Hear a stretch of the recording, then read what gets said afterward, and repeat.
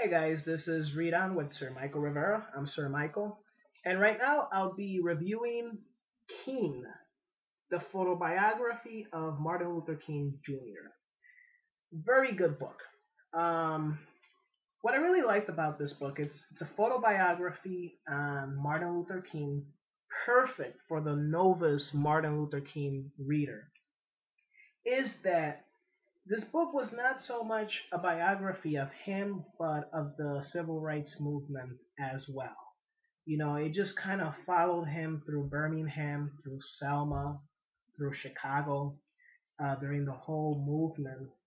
And, you kind of just get a glimpse of what his day to day life was and what was the day to day life of the movement in itself. And I think that this is definitely one of the most important periods of American history.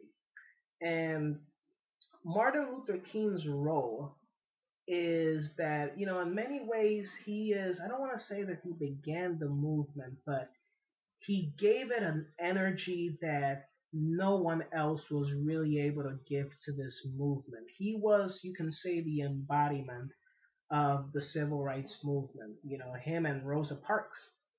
And there's nowadays, we have a Martin Luther King Day, and they just did the monument on him not long ago.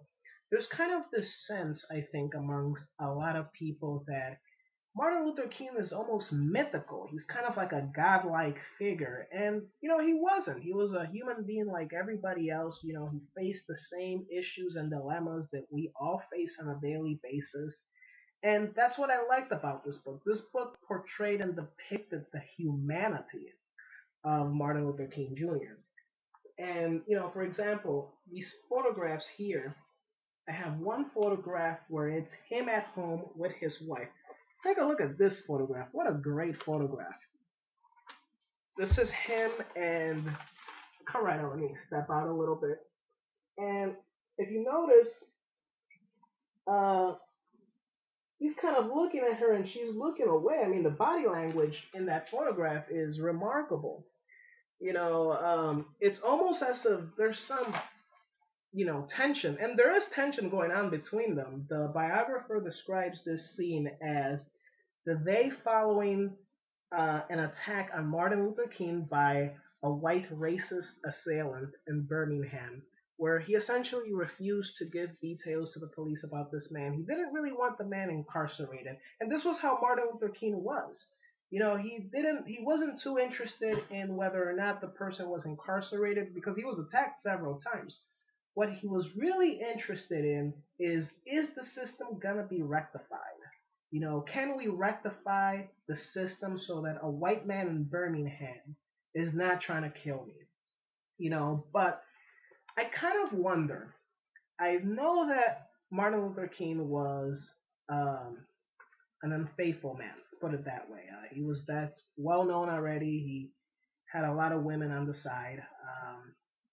And you just kind of wonder if this was actually one of those moments. Now, this is just speculation, but one of those moments where his wife probably confronted him about his womanizing. So, just a little food for thought, but just wanted to share a few other pretty incredible photographs in this book.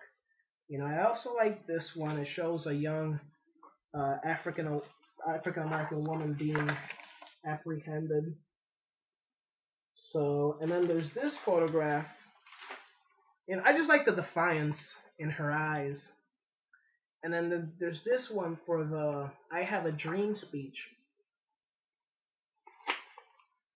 and it shows the perspective from Martin Luther King himself. Rather than getting it the other way around, a look at King, it's really a view from his standpoint, from his perspective.